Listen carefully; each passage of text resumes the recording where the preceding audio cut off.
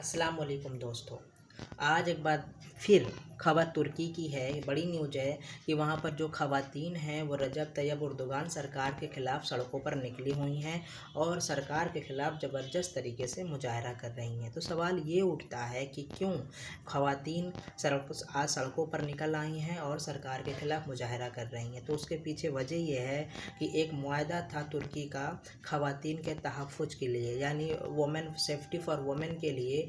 और उस मुआहदा जो उस तुर्की ने यूरोपीय यूनियन से किया था, वहाँ से वो निकल आया है। और इस वजह से वो जो वहाँ की ख़वातीन हैं वो रजब तैयब एर्दोगान सरकार के ख़िलाफ़ सड़कों पर है।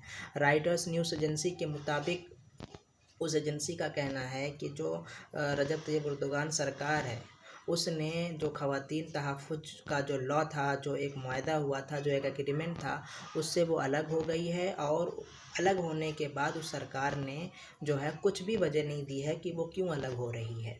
हालांकि इस मुआहदे के बारे में ये कहा जा रहा है कि 2011 में खुद एर्दोगान सरकार ने ही उस पर मुआहदा किया था, उस पर सिग्नेचर्स किए थे और फिर सरकार उसमें शामिल हो गई थी।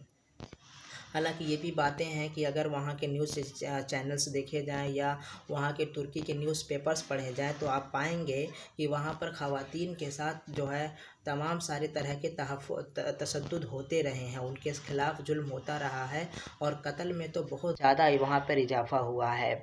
अब जो ये सरकार ने जो कदम पीछे खींचे हैं उस मुआहदे से, तो उसकी जाहिर है कि उसकी आलोचना भी हो रही है, क्योंकि सरकार ने कुछ बताया भी नहीं है। इसलिए जो है वहाँ की ख़वातीन जो हैं अपने तहफ़्फ़ुज़ के लिए सड़कों पर निकल आई हैं।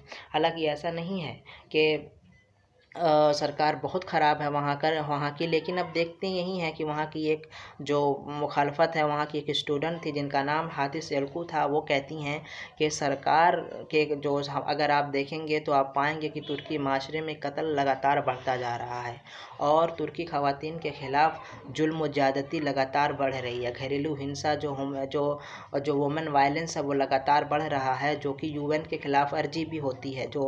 और इसके अलावा भी अगर हम बात करें तो यूरोप के जो सेक्रेटरी हैं उन्होंने भी तुर्की के इस कदम का विरोध किया है और उसका जो है उसकी आलोचना करते हुए, उसकी मजम्मत करते हुए उन्होंने कहा है कि तुर्की का ये कदम तुर्की को बहुत भारी पड़ने वाला है, ख़ास तौर से तुर्की की ख़वातीन को। और इसकी आलोचना जर्मनी ने भी इसकी आलोचना की है, इसकी मजम्मत की है।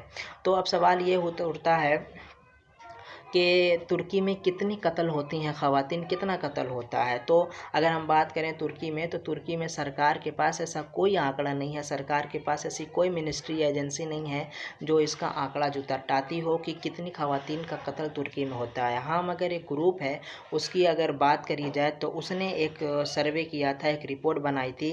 तो उसके मुताबिक 2011 से लेकर के 2021 के बीच में, यानी जब तुर्की सरकार इसमें शामिल हुई थी उसके बाद से यहाँ पर लगभग जो है 3 गुना कत्ल के मामले बढ़े हैं तुर्की में। और वो जो मामले हैं जो बढ़े हुए हैं वो 78 हैं, यानी हर साल ख़वातीन की बात करी जाए कत्ल की तो 78 यानी 78 ख़वातीन का वहाँ पर कत्ल हो जाता है। और ये तो यहाँ पे ये भी बात बताने के लिए ज़रूरी है कि ये वो रिपोर्टें हैं जो पुलिस केस में दर्ज होती हैं, जो नहीं दर्ज होती हैं उसकी तादाद भी हो सकती है। जैसे कि हम इंडिया पाकिस्तान की अगर बात करें तो शायद हम सुने कि ये बहुत छोटा सा छोटा सा नंबर है, लेकिन तुर्की जो कि यूरोप के पास है, जिसे यूरोप का दरवाज़ा भी कहते हैं, वहाँ पर एक बहुत बड़ी बात है।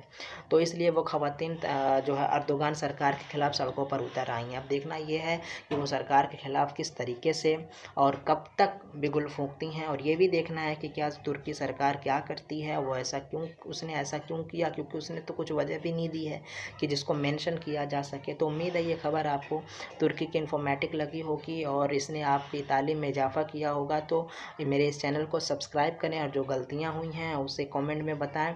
मिलते हैं नेक्स्ट वीडियो में, तब तक के लिए शुक्रिया, थैंक यू, अस्सलाम वालेकुम।